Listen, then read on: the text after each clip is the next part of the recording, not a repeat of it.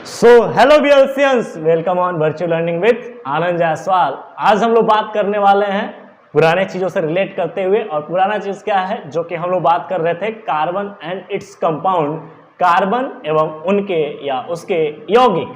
हम लोग कार्बन का परिचय देखते हुए आगे बढ़े थे कि कार्बन का परिचय क्या है। तो कार्बन का परिचय हमने पिछले लेक्चर्स में आपको समझाया और हर एक एस्पेक्ट पे हमने बात किया है।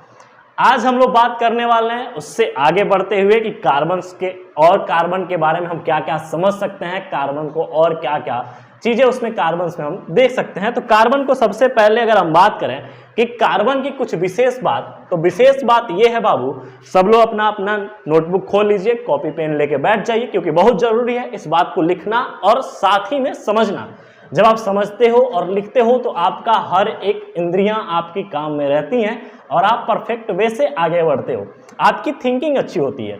लेकिन जब आप सिर्फ और सिर्फ देख के और स्क्रीनशॉट लेके, पहले भी हमने बोला है स्क्रीनशॉट लेना बहुत जरूरी नहीं है, आप नोट डाउन करेंगे तो आपके पास वो मटेरियल होगा, आप रिवाइज करने के लिए आपके पास अवेलेबल होंगे कुछ मटेरियल्स, कि जब भी जब आपको याद ना आ रहा हो या लग रहा हो कि कुछ चीज़ें भूल रही हैं तो आप उसको उठा के पलट के रिवाइज कर सकते हो। तो इसलिए लिखना जरूरी हो जाता है। तो आइए कुछ बातें यहाँ पे हमको बात करनी है, और बातें ये है कि कार्बन, सारी चीज बात करनी है कार्बन पे।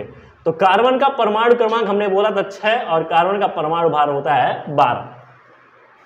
अब रही बात कि 6 और 12 कार्बन का परमाणु क्रमांक होने के साथ साथ परमाणु भार 12 है, और यह बात चिल्ला चिल्ला के कह रहा है कि ये किसी के साथ साझा करेगा और अपने आप को अक्रिय गैस की तरह बिहेव कराने के लिए तत्पर तैयार होगा। अगर हम बात करें कि कार्बन की तुलना अक्रिय गैस से करें तो हम कहेंगे सबसे पहले कि इसके कोष देखा जाए, और कोष भरने का तरीका होता है KLMN, जिसको हमने आपको पढ़ाया होगा क्लास 9th में, और जो भी ऑफलाइन स्टूडेंट हैं क्लास 9th में उनको पढ़ाया गया है हर एक बातें, जिसको हम बोलते हैं मैजिक नंबर, और ये होता है 2, 8, 18, 32। अब यहाँ पे बात की जाए कि कार्बन का परमाणु क्रमांक भरने के लिए, तो कार्बन का परमाणु क्रमांक के हिसाब से जब इसमें भरेंगे तो ये हो जाएगा 2 और ये 4। यहां पर देखो परमाणु क्रमांक इसका है 6, तो इसमें भरा गया 2 और इसमें भरा गया 4, अर्थात इसको पूर्ण होने में, इसके बराबर होने में 4 इलेक्ट्रॉन की जरूरी है। या तो 4 इलेक्ट्रॉन दे दी जाए, देखना बाबू ध्यान देना, 4 इलेक्ट्रॉन या तो दे दी जाए या ये फिर चारों को निकाल दी जाए। अब ये चारों को निकालेंगे तो क्या होगा, चारों को निकालेंगे तो ये हीलियम के तरह बिहेव करने लगेगा, अर्थात हीलियम के परमाणु क्रमांक या हीलियम के इलेक्ट्रॉनिक कॉन्फ़िगरेशन या हीलियम के, जो हीलियम एक अक्रिय गैस है, उसके भांति या उसके बराबर तुलनात्मक हो जाएगा। और तुलनात्मक इसलिए अक्रिय गैस से किसी भी तत्व का करते हैं क्योंकि अक्रिय गैस अपने आप में एक स्टेबल है। स्टेबल मतलब कि वो किसी से क्रिया नहीं करना चाहते और किसी से क्रिया नहीं करते हैं। देखो दुनिया में हर एक अनस्टेबल चीज जो भी है वो स्टेबिलिटी की तरफ आगे बढ़ती है। जैसे कि अगर हम बात करें कि आप पढ़ रहे हो तो किस लिए पढ़ रहे हो, पढ़ने का एक कारण है, और पढ़ने का कारण है कि आपका अपने पैरों पे खड़ा होना अर्थात स्टेबल होना। आज भी अपने पैरों पे आप खड़े हो, लेकिन उस पैरों पे खड़े होने का मतलब यह है कि आप किसी और पे डिपेंडेंट ना हो, इंडिपेंडेंट हो जाओ, अर्थात कि आप सिर्फ और सिर्फ अपनी चीजों को अपने अकॉर्डिंग करो।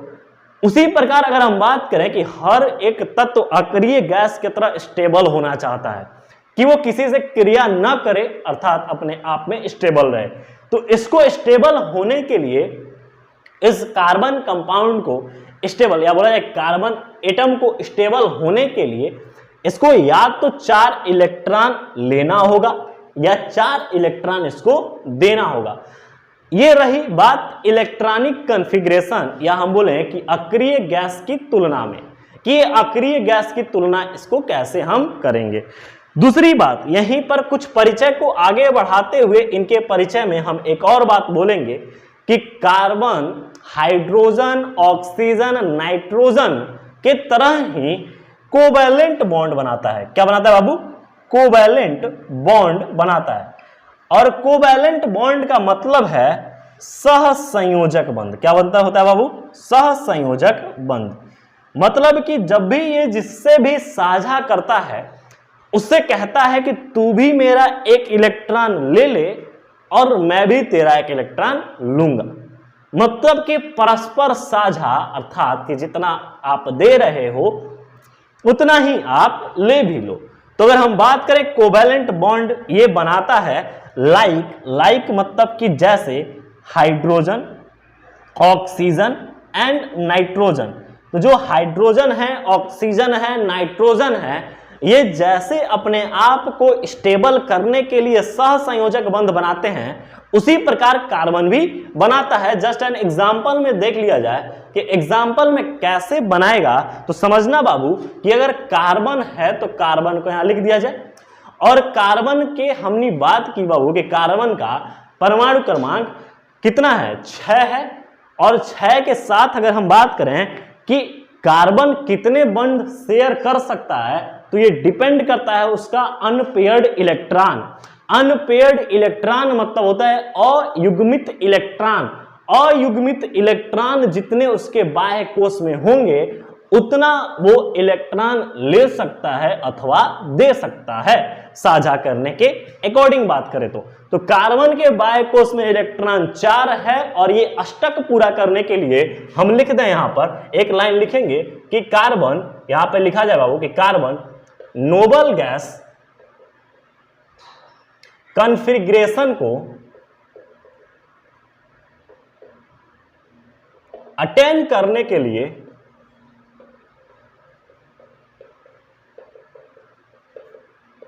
चार इलेक्ट्रॉन ले व दे तो होगा। अब यहां पर एक लाइन हम लिखेंगे सोचो। अब इस सोचो का मतलब है ये आपके लिए है कि हम कहें बाबू कि कार्बन नोबल गैस कॉन्फ़िगरेशन को अटेन करने के लिए 4 इलेक्ट्रॉन ले व दे तो होगा। अब इस पॉइंट को हमने लिख दिया सोचो, और सोचकर अपने दिमाग में ये रखना। अब हम कह रहे हैं कि कार्बन जो है इसका हमने कहा कि ये कोवैलेंट बॉन्ड बनाएगा सहसंयोजक बंध जैसे हाइड्रोजन, ऑक्सीजन एंड नाइट्रोजन बनाते हैं।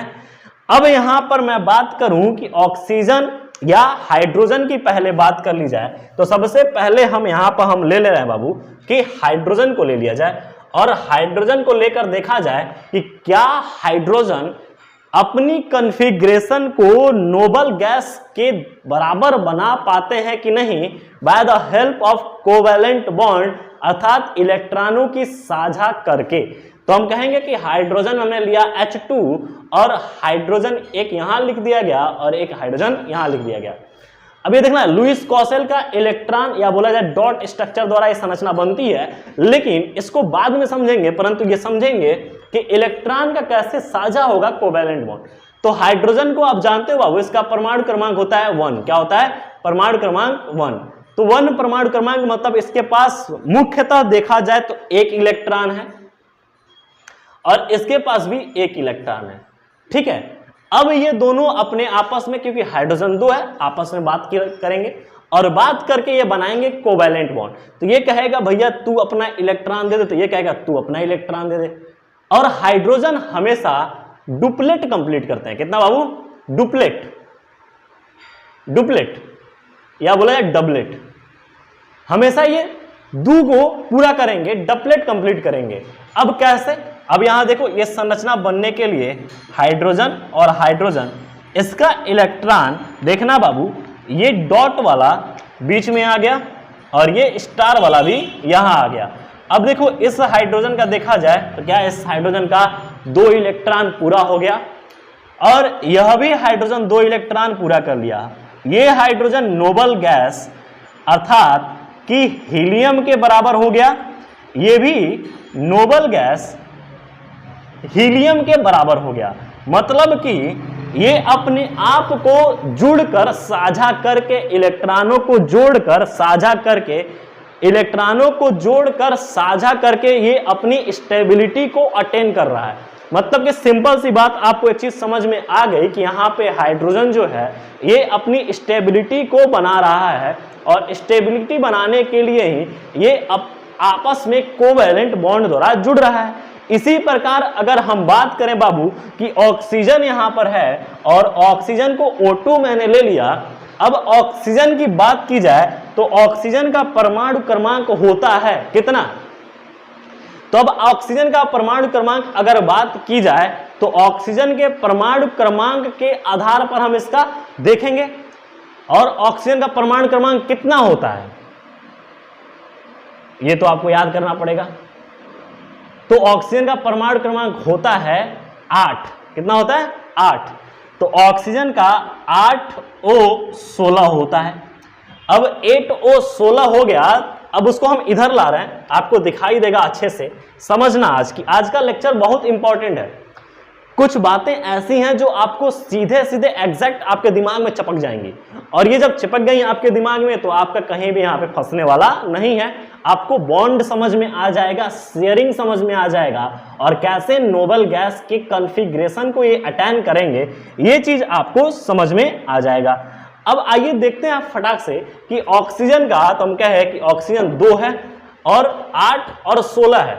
आओ देखते हैं KLMN लिखकर, और देखें तो 2 और 8 है तो 2 और 6, जबकि हमारा होना चाहिए 8।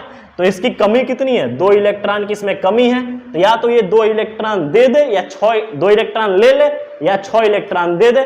तो ध्यान देना कि ये छोटा अमाउंट है लेने की, तो या तो ये सिंपल सी प्रक्रिया है कि ये लेगा, और लेने के लिए किसकी बात चल रही है? ऑक्सीजन की। ऑक्सीजन 8 16। अब यहां पर हम बात कर रहे हैं O2, तो O2 को एक ऑक्सीजन बाह्य कोश में परमाणु, बाह्य कोश के इस परमाणु के बाह्य कोश में इलेक्ट्रॉनों की संख्या 6 है। 1 2 3 4 5 और 6।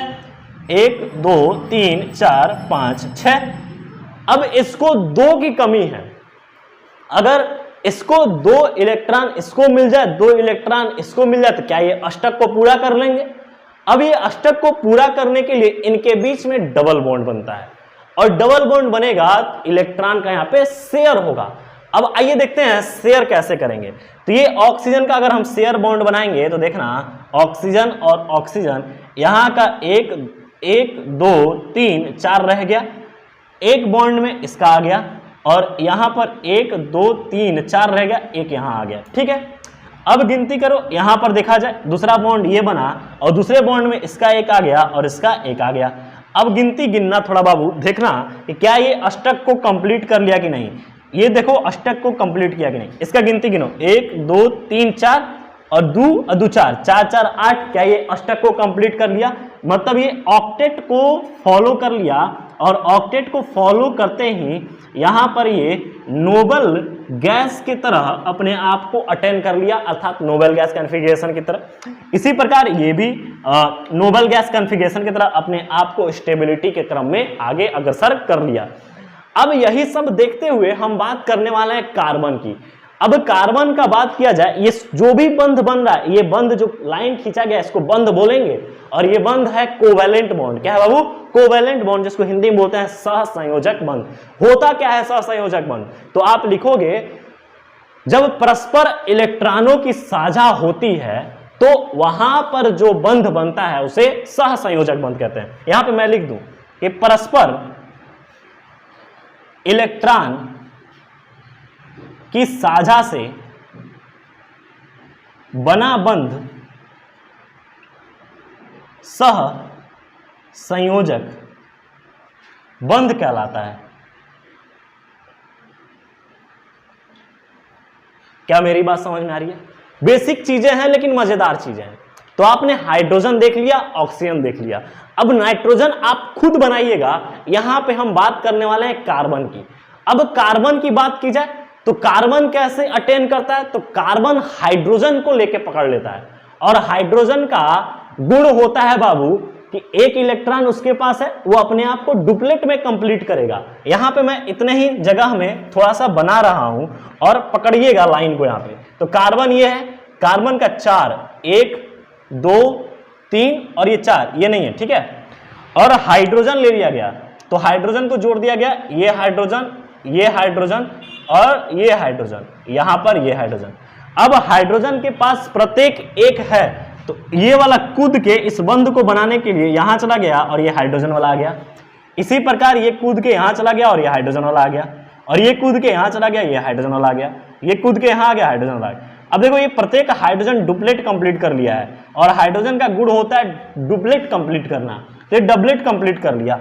अब देखो यहाँ पे डबलेट जो कंप्लीट तो हो गया, परंतु यहाँ पे जो कार्बन है, ये कार्बन अपने आप को नोबल गैस की भांति व्यवहार करने लगा और यहाँ पर अपनी स्टेबिलिटी को अटेन कर लिया। तो ध्यान रखिएगा, कोई भी बंध इसीलिए बनता है कि वो स्टेबिलिटी को अटेन कर ले।